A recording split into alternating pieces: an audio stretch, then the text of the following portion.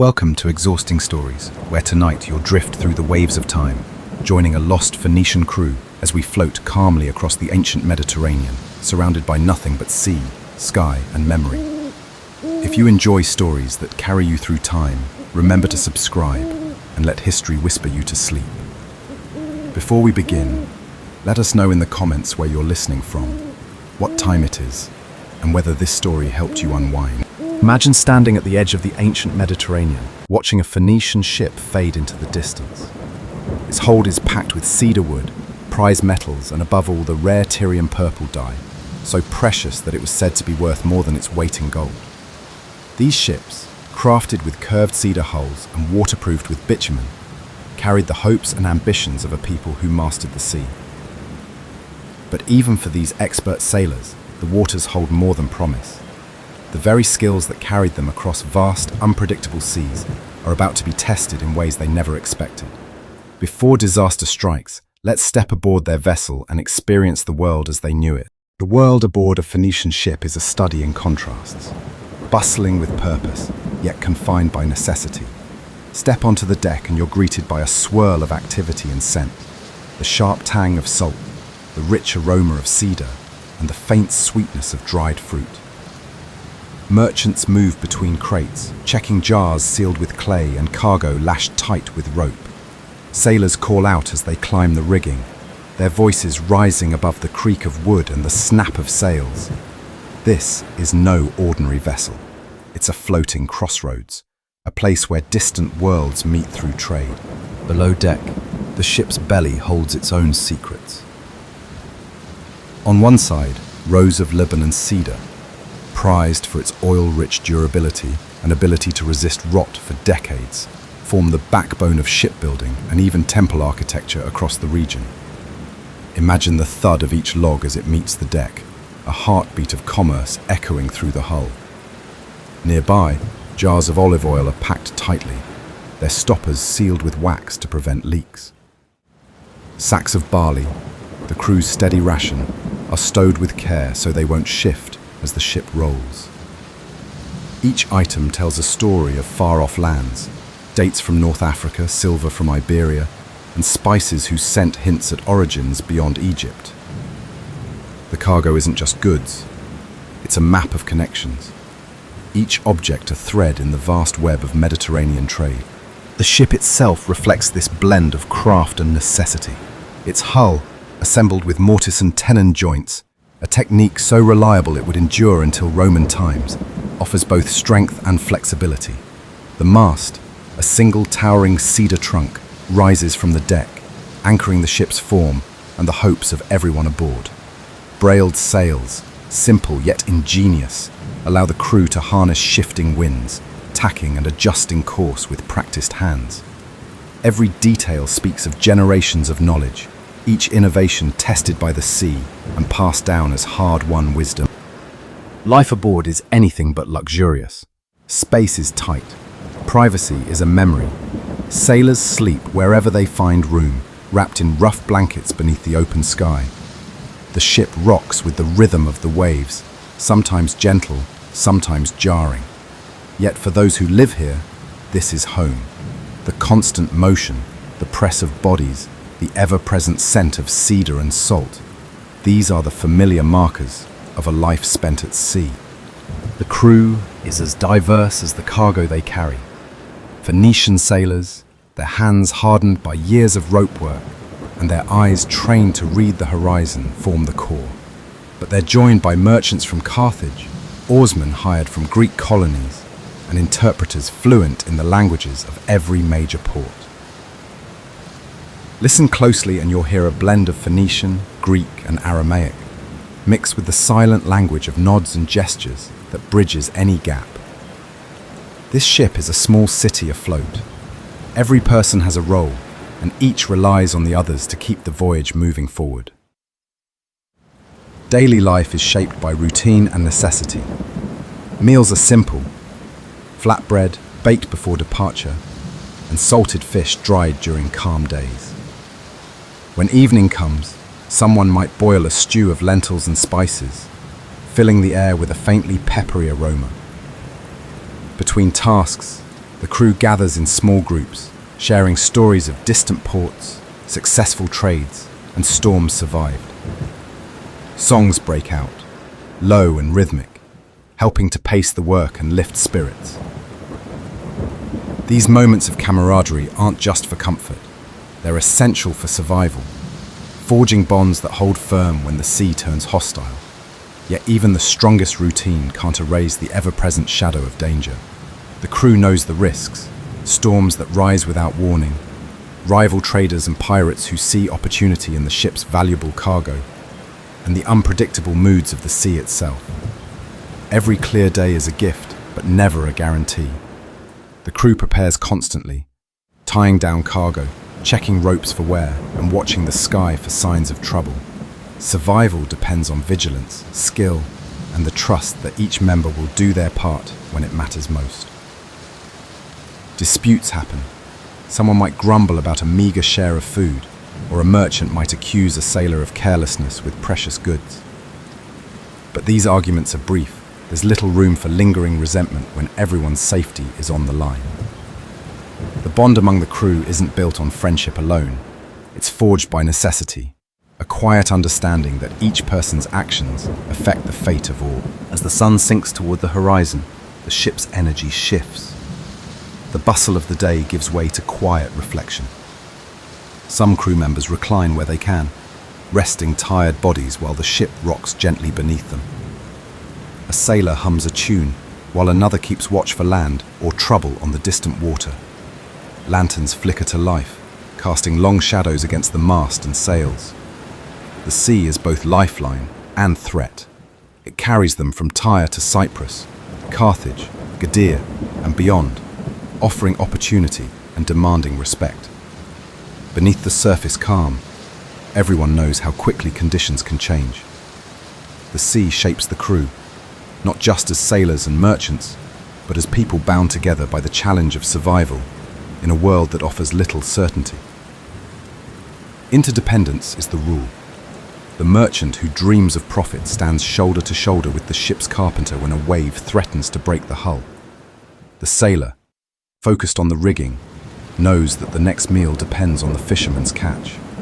Each role matters, and tradition binds them as much as necessity.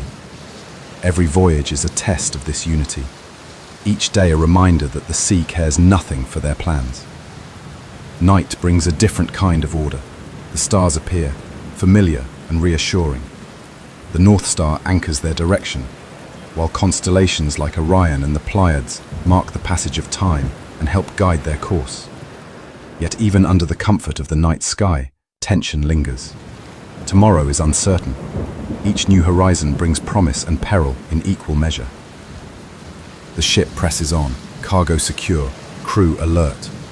The goods they carry, oil, cedar, silver, and the coveted Tyrian purple, link them to a network stretching across continents.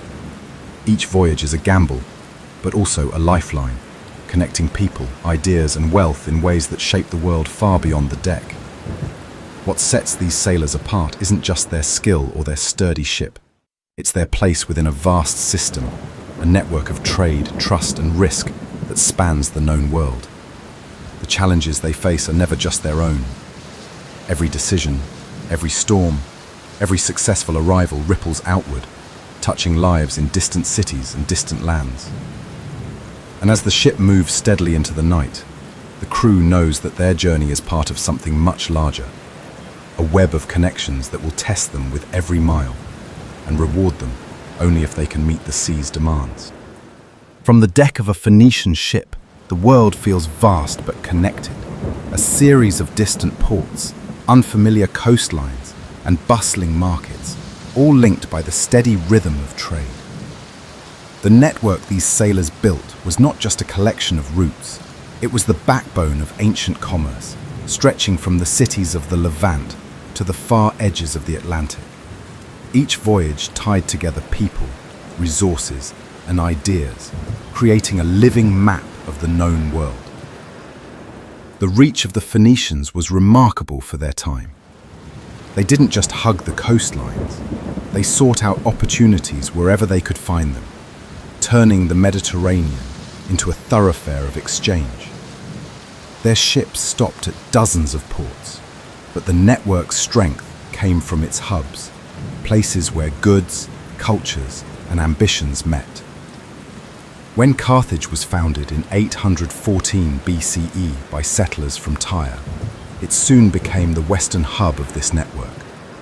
Carthage's strategic position allowed it to dominate trade routes across the western Mediterranean, eventually growing into a major metropolis with its own ambitions and influence. Its harbours, filled with vessels like ours, unloading cargo from distant lands and drawing merchants eager for profit and news. Further west, Gadir, modern-day Cadiz, sat just beyond the Pillars of Hercules. It was a vital outpost, perfectly positioned for access to the Atlantic and the tin-rich coasts of Britain. The Phoenicians themselves may not have sailed directly to Cornwall, but through colonies like Gadir, they secured tin from the British Isles, which then travelled through their network to reach the Mediterranean's heart. This tin was crucial for making bronze, and its movement across such distances highlights just how interconnected these ancient societies had become. Byblos, another cornerstone of Phoenician trade, was renowned for its exports of cedarwood and papyrus, serving as a gateway between inland resources and coastal markets.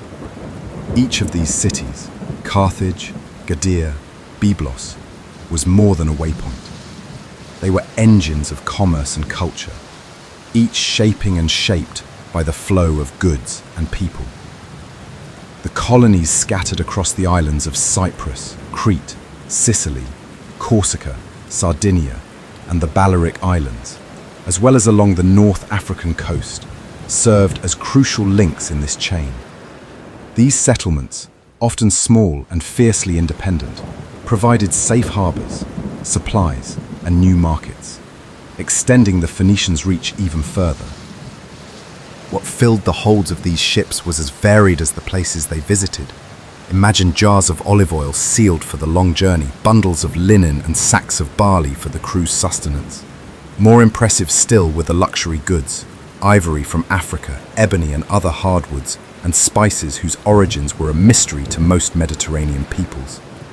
But the most prized cargo of all was Tyrian purple, the dye extracted from murex sea snails along the Levantine coast. Producing even a small amount required thousands of snails and painstaking labor, making the dye so valuable that it became a symbol of royalty and divine favor. The Phoenicians' near monopoly on Tyrian purple added to their wealth and influence, and a single shipment could shift alliances or spark envy in foreign courts. Yet the real value of this network went beyond material goods. With every voyage, the Phoenicians became agents of cultural exchange. As sailors and merchants moved between ports, they shared stories, techniques, and beliefs. The alphabet they developed and spread would become the foundation for Greek and, eventually, Latin scripts. A quiet innovation that changed the way people communicated and recorded their histories. Their trade routes brought not only products, but also ideas, blending traditions and sparking new ways of thinking across the Mediterranean. Maintaining such a vast and complex network was never easy. The risks were constant. Storms could rise suddenly, threatening to smash ships against rocky shores or scatter fleets across unfamiliar waters. Pirates watched the main routes, hoping to seize valuable cargo or ransom skilled sailors. Even the colonies themselves posed challenges. Each one needed supplies, cooperation with local populations, and defenses against rivals. Managing these relationships required diplomacy, resourcefulness, and a willingness to adapt to ever-changing circumstances. The tin trade stands out as a clear example of their ambition and reach. While Phoenician ships rarely sailed all the way to Britain themselves, their network ensured that tin from Cornwall made its way to the Mediterranean. The journey from the windswept coasts of Britain to the sunlit harbours of the Levant was long and fraught with uncertainty.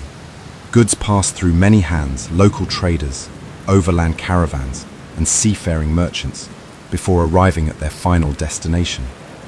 Each link in the chain relied on trust, negotiation, and a deep understanding of the risks involved. Ivory, too, traveled great distances. Sourced from Africa, it was carved into luxury items prized by elites throughout the Mediterranean. Exotic spices, perhaps cinnamon or frankincense, made their way from the Arabian Peninsula, passing through Phoenician hands before being sold in markets where their origins remained a mystery. Every object in the hold told a story of cooperation and connection, a testament to the intricate web of relationships that sustained the network. The colonies themselves were more than just trading posts. They were lifelines for ships on months-long voyages, offering safe harbors, fresh water, and a place to repair damaged hulls or restock dwindling supplies. Settlements in Sicily and Corsica provided critical waypoints as trade pushed further west, while those along the North African coast anchored the network in new territories. Each colony developed its own identity, shaped by the resources it offered and the cultures it encountered. Some grew into bustling towns, others remained small, serving as quiet outposts on the edge of known territory. For the sailors and merchants who kept this system running, the rewards were balanced by constant risk. Even with advanced ship designs and a deep knowledge of the sea, the Mediterranean remained unpredictable. Weather could change in an instant, turning a routine journey into a fight for survival. Pirates and rival traders posed threats, and the political landscape shifted as empires rose and fell. The Phoenicians responded with ingenuity, building sturdy ships from Lebanon's cedar and using reliable mortise and tenon joinery to withstand the sea's challenges. They learned to read the winds and currents, timing their departures and arrivals to make the most of nature's patterns. With every successful voyage, the network grew stronger. Goods, people, and ideas flowed in both directions, reshaping the world on both sides of the sea. The Phoenicians' ability to connect distant places, to act as both traders and translators, left a legacy that would outlast their cities and ships. Their influence reached into the foundations of future empires and shaped the way later civilizations thought about commerce, exploration, and cultural exchange. But the secret to their success wasn't always obvious. While their ships and colonies were impressive, there was one innovation that quietly powered the entire network, a tool so effective that it changed the course of history. For now, though, imagine standing at the ship's helm, surrounded by open water, with only the stars and your own skill to guide you. In a world without maps or compasses, what did it take to find your way? For Phoenician sailors, navigation was a craft honed by necessity and tradition. Their reputation as masters of ancient navigation was built on generations of careful observation, trial and error, and a willingness to trust in the patterns of the natural world. The sea was not just a barrier, it was a vast, shifting network of signs waiting to be read. Each journey demanded precision, patience, and a steady nerve. Night brought its own set of tools. When the sun slipped below the horizon, Phoenician mariners turned their gaze upward. The stars became their silent guides. The North Star, later called the Phoenician Star by Greeks due to its importance to these sailors, offered a fixed point in the sky. By judging its height above the horizon, a navigator could estimate latitude and maintain a steady course, even when land had long disappeared behind them. The Pleiades cluster, too, signaled changes in season and weather, acting as a subtle warning of shifting conditions. This knowledge wasn't just memorized, it was lived, practiced each night as the sky rotated overhead. Their skill with the stars was so well known that even the Greeks took note. In Homer's epics, rival sailors are mocked for trusting less in the skies than the Phoenicians did. Stories like these spread from port to port, reinforcing the idea that Phoenician mariners possessed a unique connection to the heavens. But this reputation wasn't built on arrogance. It was the result of a relentless pursuit of accuracy, an understanding that every misjudged star or misread constellation could mean disaster. Clouds, however, often erased the sky. On those nights, the Phoenicians relied on other cues. They listened to the wind, feeling its direction and strength on their faces, and noted how it changed as they neared land or entered narrow straits. The prevailing winds of the Mediterranean, steady and familiar, served as a kind of invisible road, but sailors knew how quickly those patterns could shift. A sudden gust might warn of an approaching squall or a hidden channel. Even a faint change in air temperature or the scent of distant vegetation could signal that land was near. The sea itself was a source of information. Phoenician sailors read the waves, their eyes trained to notice changes in size, speed, and direction. Long, regular swells meant deep water, while sudden chop or swirling eddies hinted at hidden shoals or underwater hazards. The color of the water provided clues as well. Lighter, muddier shades suggested shallow sandbanks or river outflows, while deeper blues meant open, safer waters. Sometimes the presence of certain birds or floating debris offered another hint that land was close, even if it remained invisible on the horizon. All of this knowledge formed a mental map, a web of remembered details, stories, and warnings passed from one generation to the next. There were no written charts or formal navigation schools. Instead, information was handed down through oral tradition. Experienced sailors taught apprentices by example, pointing out landmarks, describing the feel of a current, or recounting tales of past journeys. These lessons were practical and immediate. A young deckhand might be asked to guess the depth by the color of the water or to predict a change in wind by the shape of distant clouds. Over time, these skills became second nature, woven into the fabric of daily life at sea. Mistakes were costly. A single miscalculation could send a ship drifting for days, wasting precious supplies and risking the lives of everyone aboard. Worse, it could mean running aground on rocks or being swept off course by a powerful current. Stories circulated among crews, tales of ships lost to sudden storms, of long searches for a familiar coastline that never appeared. Even the most experienced navigators faced moments of doubt, especially when the sky remained hidden and the sea offered no clear answers. Yet the Phoenicians did not rely on luck alone. Their ships were designed for adaptability and survival. Cedar hulls, strong and flexible, absorbed the shock of rough waves. Brailed sails could be quickly adjusted or taken down entirely if the wind turned dangerous. When conditions grew too risky for sailing, oarsmen could take over, guiding the vessel through narrow passages or away from rocky shores. These design choices reflected a deep understanding of the unpredictable nature of the sea. When storms struck, the crew's training and discipline made the difference. Sailors moved quickly, securing cargo, checking ropes, and working together to keep the ship steady. There was no room for panic. Recede a princess they try, and so they remain wait up where an island or anchoring in a sheltered bay until the skies cleared. Adaptability extended beyond the technical aspects of sailing. Phoenician mariners learned to read the moods of the sea and the sky, to sense when a journey should be delayed or a route adjusted.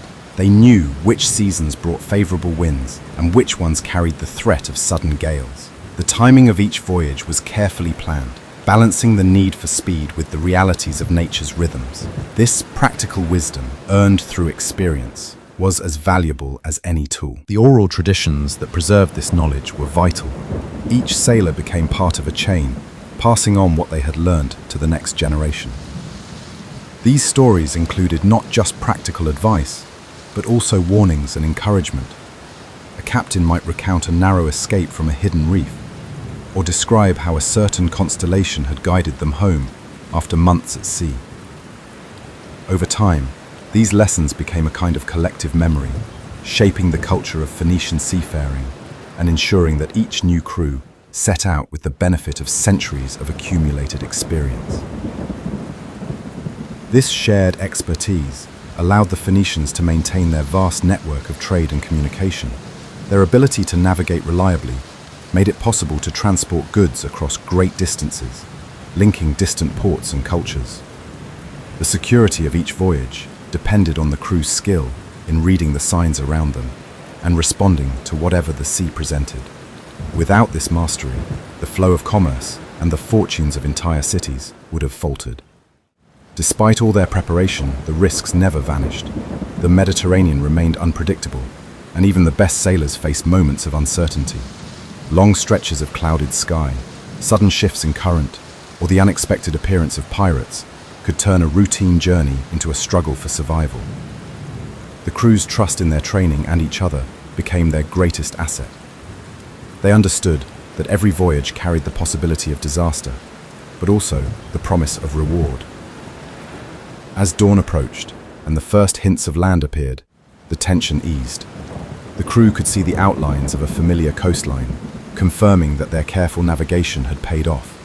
Relief was quiet, but profound. The journey would continue, but for now, there was a sense of accomplishment, a recognition that skill and knowledge had once again triumphed over uncertainty. Still, the real test of a Phoenician sailor was not just reaching the next port, but doing so with the precious cargo intact. Each successful voyage meant more than personal pride or profit. It was a lifeline for families, cities, and entire civilizations. The goods carried aboard these ships, cedar, metals, purple dye, and more, were the foundation of wealth and power across the ancient world. The responsibility was immense, and every sailor felt the weight of what they transported. The sea demanded respect, and the Phoenicians gave it willingly. Their mastery of navigation was never about conquering nature, but about working with it, watching, listening, and learning from each journey. In the end, their success depended on a delicate balance: knowledge, adaptability, and a willingness to face whatever challenges the sea sent their way. As the ship draws closer to its destination, the focus shifts from the journey itself to the treasures hidden below deck. Each crate and amphora represents more than just cargo. It is a symbol of the risks taken, the skills honed, and the connections forged across the Mediterranean. The crew knows that the true value of their voyage lies not only in their ability to navigate, but in the precious goods entrusted to their care. And with the horizon brightening and the dangers of the open sea momentarily behind them, attention turns to what was truly at stake on every crossing. Below deck, the true heart of the voyage reveals itself. The cargo, every crate and amphora, every tightly bound bundle, represents the hopes of merchants, the ambitions of rulers, and the foundation of the Phoenicians' reputation as master traders. What filled these holds was more than just merchandise. It was the lifeblood of ancient economies, the glue binding distant cities together, and the reason so many risked the unpredictable expanse of the Mediterranean. Cedar wood, stacked with care along the lower decks, stands out as both a practical resource and a symbol of power. The scent lingers, sharp and resinous, even after weeks at sea. These golden trunks were selected for their strength and oil-rich durability, prized for resisting rot for decades. Kings and builders across Egypt, Mesopotamia, and the Levant clamored for Phoenician cedar to raise temples, palaces, and ships. The wood's value ran so deep that entire cities changed hands to secure its supply. Solomon famously ceded towns to Tyre for cedar to build his temple. Every plank on board was more than construction material. It was a diplomatic tool and a source of pride. Nestled among the timber, jars of Tyrian purple dye are packed with even greater care. This dye, painstakingly extracted from the murex snail, was the Phoenicians' signature export. The process was slow, requiring thousands of snails for a single jar. But the result was a pigment that shimmered from deep violet to bright pink, depending on the light. Tyrian purple was worth its weight in gold, sometimes more. Reserved for the robes of emperors and the highest priests, it marked the wearer as someone set apart, someone with access to wealth and power. The dye's rarity and the Phoenicians' near monopoly on its production gave them enormous leverage in trade and diplomacy. Each sealed jar in the cargo hold was a fortune in itself, destined to transform the status of whoever could afford it. Metals, too, filled the ship's belly. Tin from Cornwall, rare in the Mediterranean, fetched immense value here, fueling the bronze that shaped armies.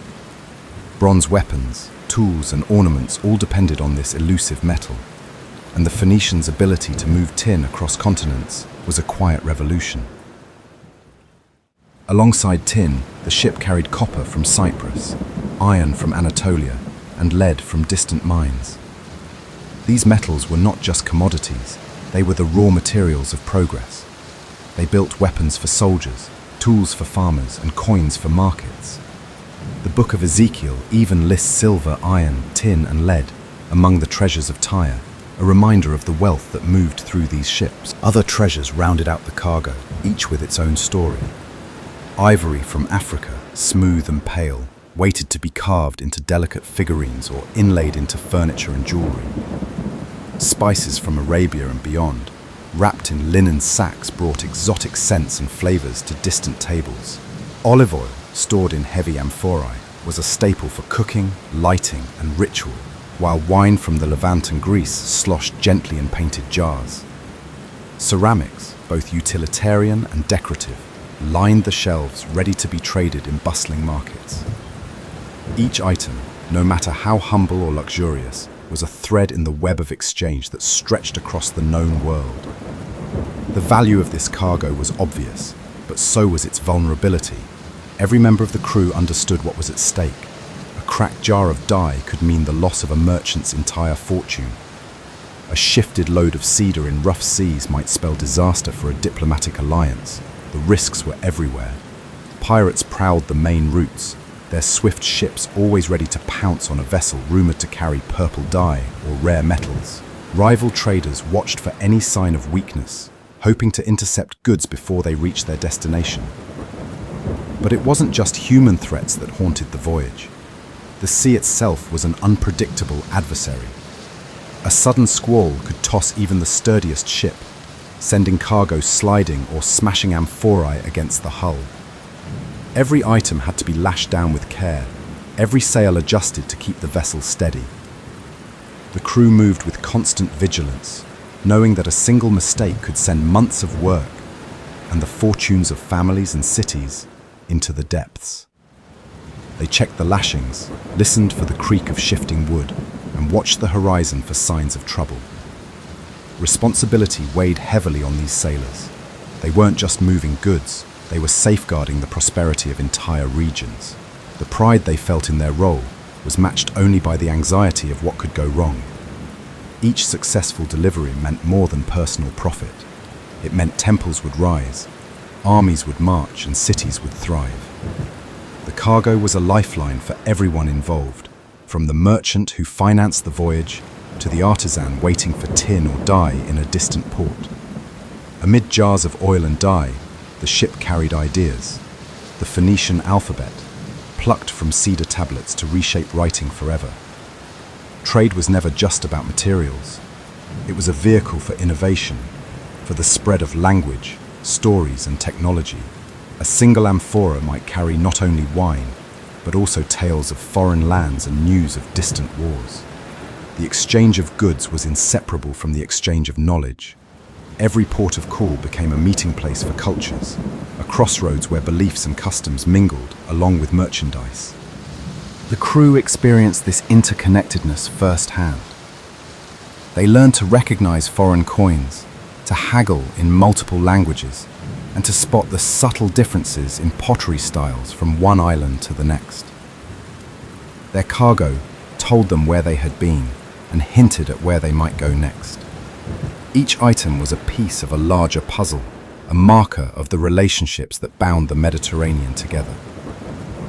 Yet for all their skill and preparation, the margin for error remained thin.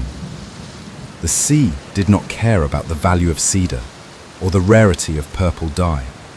A storm could rise with little warning, undoing months of careful planning in a single night.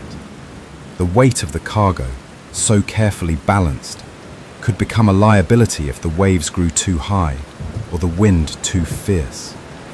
the pride of carrying such treasures was always tempered by the knowledge that everything could be lost in an instant. Aboard the ship, there was a constant undercurrent of tension. Every sound, the slap of water against the hull, the creak of ropes, the distant call of a lookout, was a reminder of the stakes. The sailors checked the sky for signs of change, their eyes trained to read the subtle shifts in color and cloud. They trusted in their training, in the strength of their ship, and in the unity of the crew. But they also knew that some dangers could not be avoided, only endured. The precious cargo was more than wealth.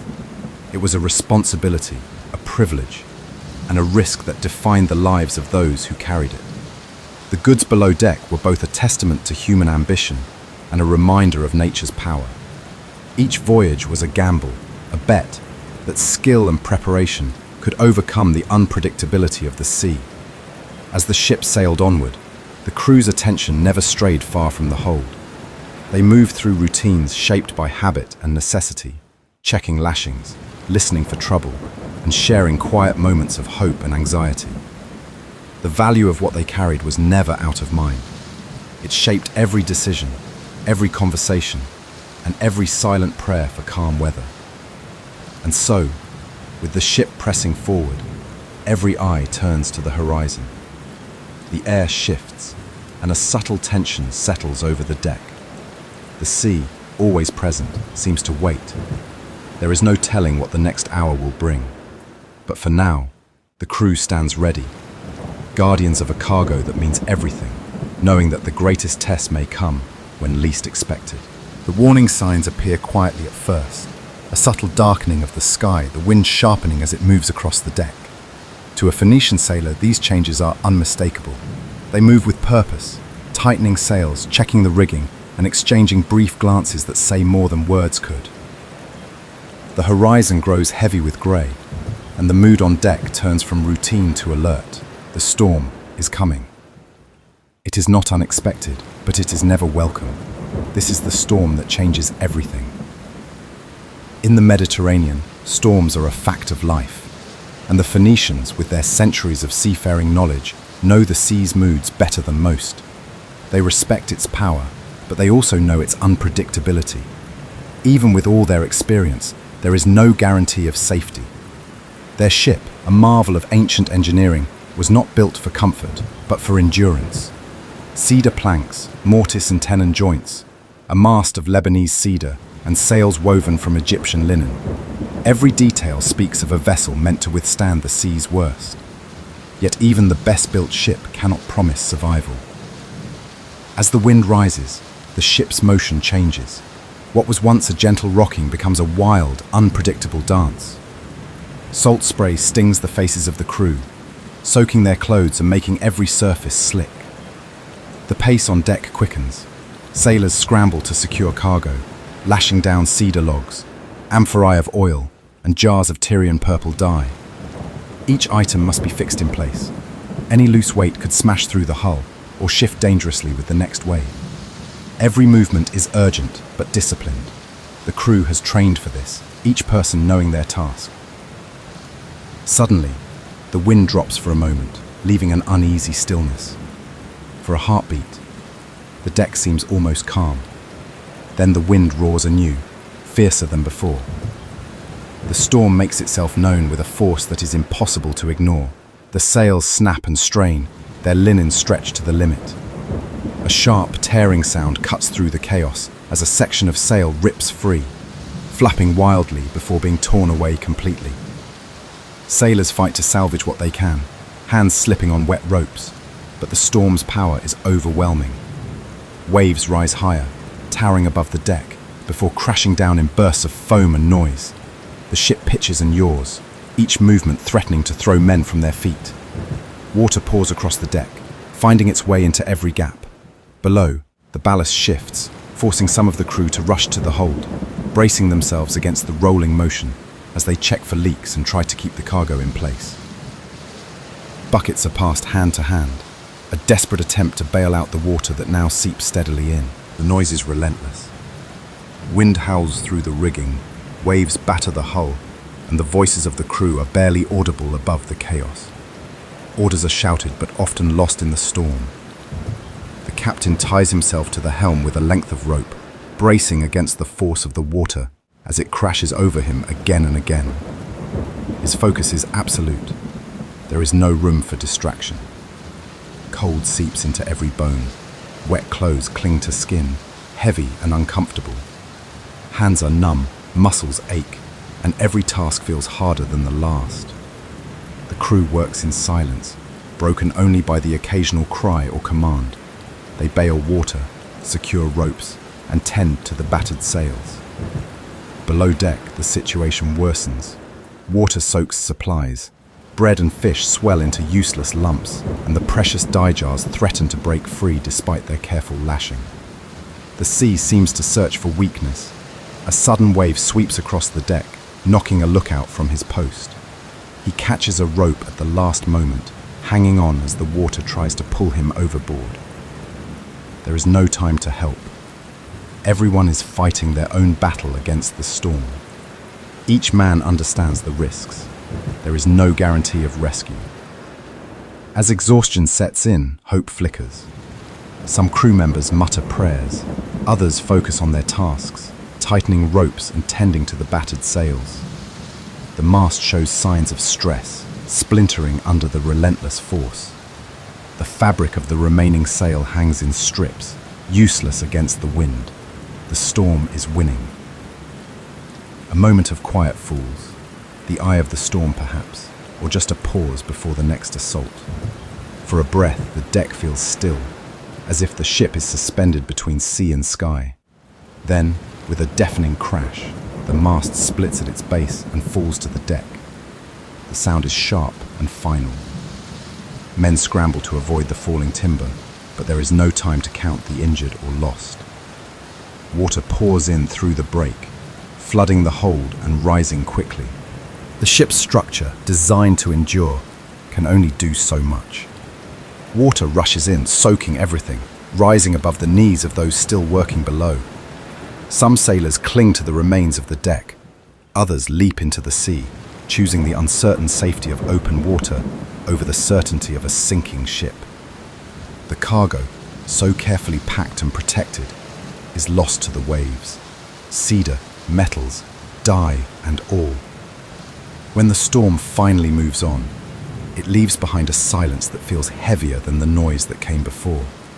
The ship is gone, reduced to floating debris scattered across the surface.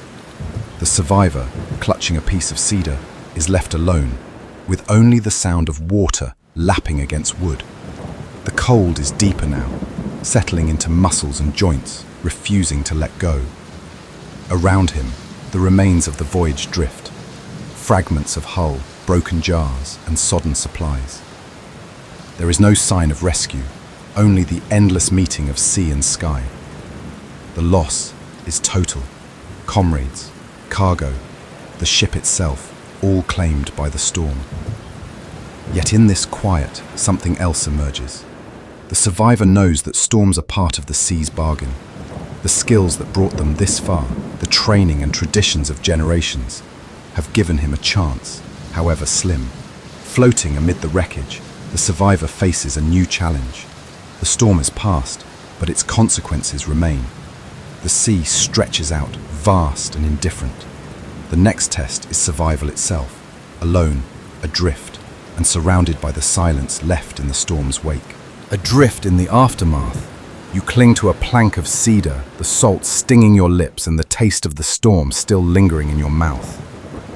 The remains of your world float nearby, splintered wood, a broken jar, a tangle of rope, all that's left of a ship that once carried hope and ambition across the sea.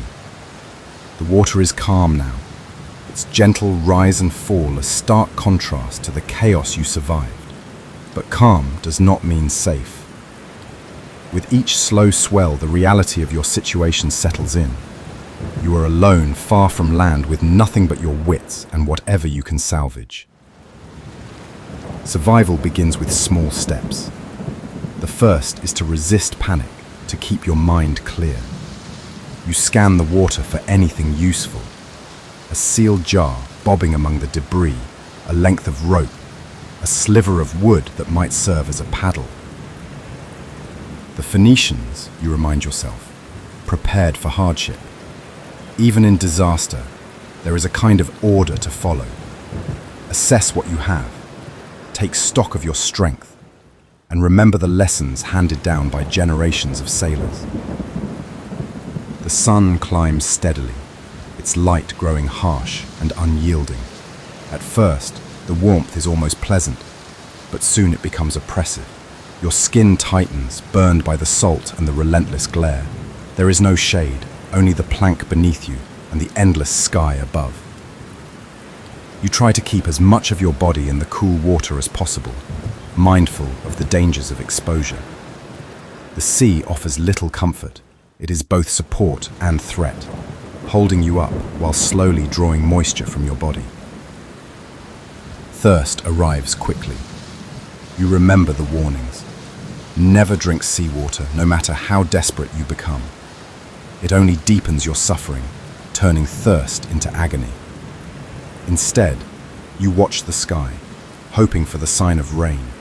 Sailors have always relied on the heavens, not just for navigation, but for survival. A sudden shower could mean the difference between life and death. With no canvas or jar at hand, you plan to cup your hands or use a sliver of wood to catch even the smallest drops should the sky open. For now, the clouds refuse to gather, and you wait, lips dry and cracked, for relief that may not come. Hunger is a slower enemy. The gnawing in your stomach is easy to ignore at first, overshadowed by thirst and exhaustion. But as the hours pass, your thoughts drift to food. You recall the staples of a Phoenician voyage: salted fish, grain biscuits, dried fruit, now lost to the depths. Still, the sea is not empty. You search for signs of life: a fish darting beneath the surface, a patch of floating seaweed, the glint of a shell. Stories come to mind. Sailors who survived by eating raw fish or breaking open sea urchins with scraps of wood. You watch for anything that... Resourcefulness becomes your anchor. Every piece of debris is a potential tool. A strip of torn rope might be fashioned into a line. A shard of pottery could serve as a makeshift knife. You remember hearing about mariners who tied driftwood into rafts or used fragments of sail to shield themselves from the sun. But today there is no canvas left, only the smooth cedar supporting you. It's not much, but it's enough to keep you afloat and give you a fighting chance. As the day drags on, you remember your city of Tyre, where each child's first lesson was the power of cedar and the call of the sea. The memory is grounding. You think of the harbour at dawn, the smell of wood smoke and brine, the voices of merchants echoing along the docks. You picture the craftsmen shaping planks, the elders recounting tales of distant ports and narrow escapes. The sea has always been both a promise and a threat, and you are part of a lineage that learned to respect both. The hours stretch, marked only by the slow arc of the sun and the ache in your limbs. Fatigue creeps in, making your grip on the plank feel heavier. You fight the urge to close your eyes, knowing that sleep could mean slipping beneath the surface. Instead, you focus on the basics, keeping your head above water, conserving your energy, and watching the horizon for any sign of rescue. The psychological weight is nearly as heavy as the physical strain. The sea's vastness presses in, making you feel smaller with every passing moment. There are no familiar landmarks, no voices to break the silence. Doubt seeps in, whispering questions you try to ignore. What if no one comes? What if the nearest land is far beyond your reach? You remember the faces of your crewmates, the laughter and songs that once filled the air. Now, there is only the memory of those moments, flickering in your mind as you drift. Yet, something within you refuses to yield. Perhaps it's the stubbornness that all sailors share, the refusal to accept defeat. Or perhaps it's the knowledge that the sea, for all its dangers, is also a place of opportunity. The Phoenicians built their lives on risk, on the willingness to venture into the unknown. You cling to that heritage, letting it steady your thoughts. Each time despair threatens to take hold, you force yourself to act, scanning the sky for clouds, searching the water for food, adjusting your grip on the plank. Night falls, bringing a different set of challenges. The heat fades, replaced by a creeping chill. Your muscles shiver, and the salt in your clothes draws the warmth from your skin. Above, the stars emerge, bright and unblinking. You look for familiar patterns, the North Star, the Pleiades, constellations that once guided you safely across the sea. Now, they offer a kind of comfort, a reminder that you are not completely lost, even if you are far from home. With the new day, thirst sharpens. Your lips crack and your tongue feels swollen. Still, you keep watch for clouds, for birds, for anything that might signal land or rain. The hunger in your belly is a dull ache, but it is thirst that concerns you most. You recall stories of sailors who survived by squeezing moisture from fish or catching the dew that sometimes forms on wood. You try both, with little success, but the effort gives you purpose. At times, your thoughts drift back to Tyre. You remember the city's walls, the crowded markets, the sound of children playing near the water's edge. These memories are both comfort and torment, a reminder of what you have lost and what you hope to regain. You wonder if others have survived, if any of your crewmates are drifting nearby, clinging to their own fragments of the ship. The sea remains indifferent, hours pass, and the horizon is empty. The urge to give up grows stronger, but you resist. You focus on small tasks, keeping your grip, scanning for fish, watching the sky. Each action is a choice, a refusal to surrender. You remind yourself that survival is not just about luck, but about persistence. The will to endure, to keep trying even when hope fades, is what separates those who live from those who are lost. Then, as you scan the horizon for the 100th time, you spot a shape, something dark and solid, much larger than a piece of wreckage. At first, you think it's a trick of the light, but the shape remains, rising and falling with the waves. It moves with purpose, cutting through the water. Your heart pounds as you realize it is a ship. With what little strength remains, you wave your arm, signaling as best you can. You shout, though your voice is weak and hoarse. For a moment, nothing happens. Then, the ship shifts course, its sails angling to catch the wind as it moves toward you. Relief washes over you, mingled with disbelief. Rescue is close, but you do not let go of the plank, not yet. As the ship draws near, you are struck by the thin line between hope and despair. How quickly the balance can shift. The ordeal has tested every part of you, body, mind, and spirit. Yet, in this moment you realize that survival is more than a matter of chance. It is the sum of every lesson learned, every story told, every act of perseverance that has carried you this far. The sea's indifference remains, but so does your resolve. In the quiet that follows, you understand that endurance itself is a kind of victory. The horizon still holds its mysteries, but you have learned to meet them with patience and determination. And as the rescuing ship approaches, you find yourself wondering what it is, deep within a person, that keeps them going when the odds are long and the world seems empty. In moments like these, survival is not only a test of the body, but a quiet reckoning with the mind. The quiet resilience of the human spirit reveals itself not in grand gestures, but in the steady persistence to do what must be done, even when hope seems distant. This resilience is not loud, it does not announce itself. It sits in the background, shaping each small choice, to keep your grip, to scan the horizon, to ration your strength. It is a force that carries you forward, step by step, breath by breath.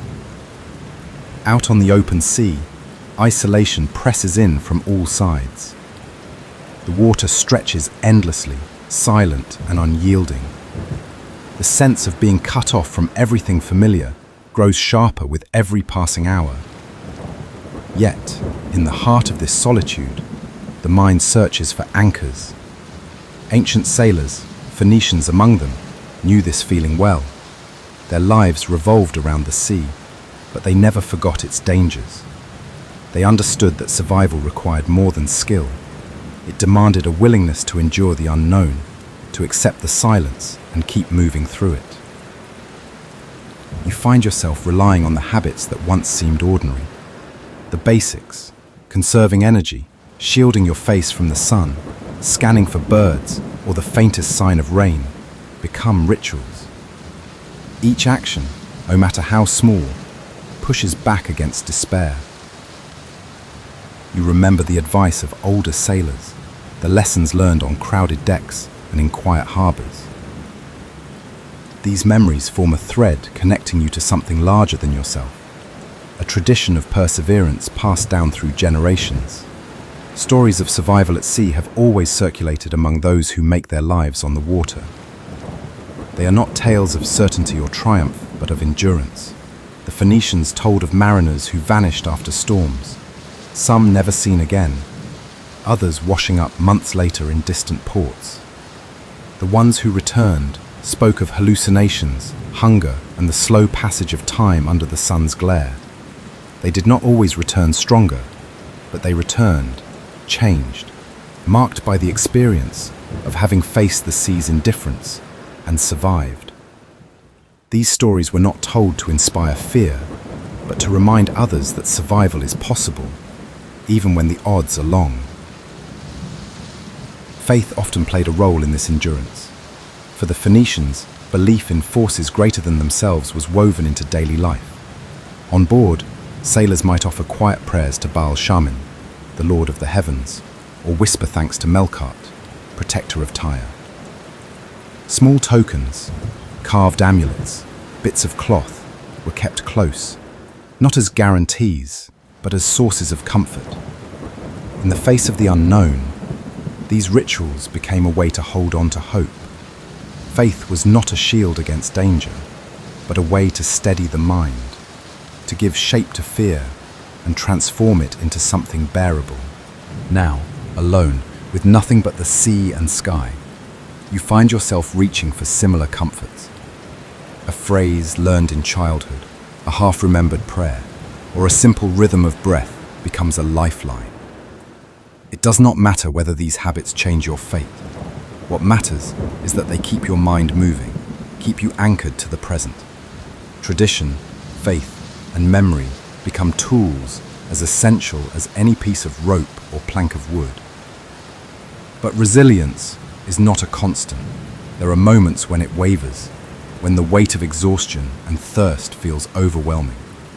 The sun burns, the salt stings, and each small pain is a reminder of how fragile the body can be. In these moments, the temptation to let go, to surrender to the sea's pull, grows strong. Yet, the spirit finds a way to resist. Sometimes, it is as simple as shifting your grip, turning your face away from the sun, or recalling a promise made to someone far away. Resilience is not always a surge of strength.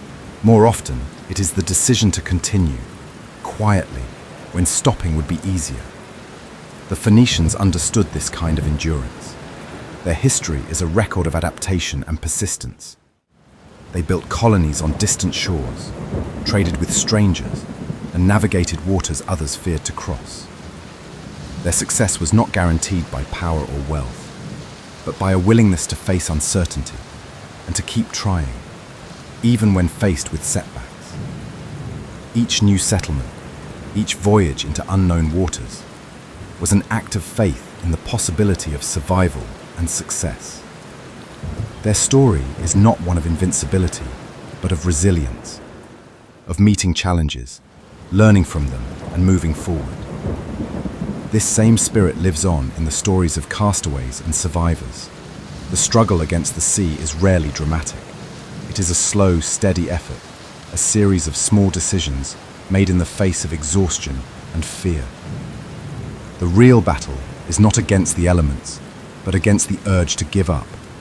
Survival is a quiet act, a refusal to let the present moment be the last. Each breath, each movement is a declaration that you are still here. As time passes, your thoughts begin to settle. The initial panic fades, replaced by a calm acceptance of your situation.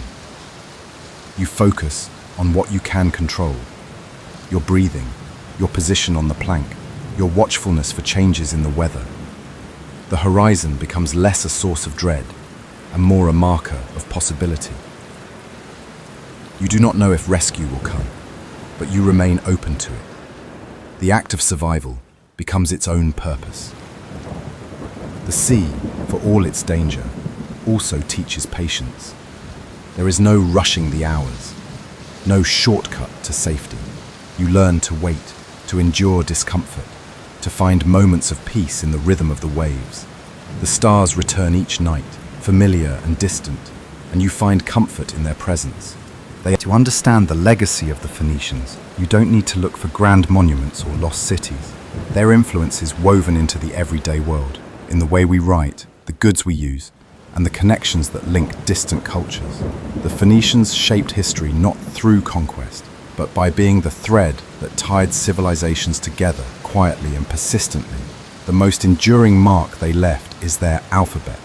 Unlike the complicated scripts of their neighbors, the Phoenician writing system used just 22 simple symbols, each representing a sound. This phonetic approach made reading and writing possible for ordinary people, not just a trained elite. As Phoenician traders sailed from port to port, their alphabet traveled with them. The Greeks adopted it, adding vowels and adapting it further. From Greek it passed to Latin, and from there to many of the alphabets used across Europe and beyond today. Even Hebrew and Arabic scripts trace their roots to this system.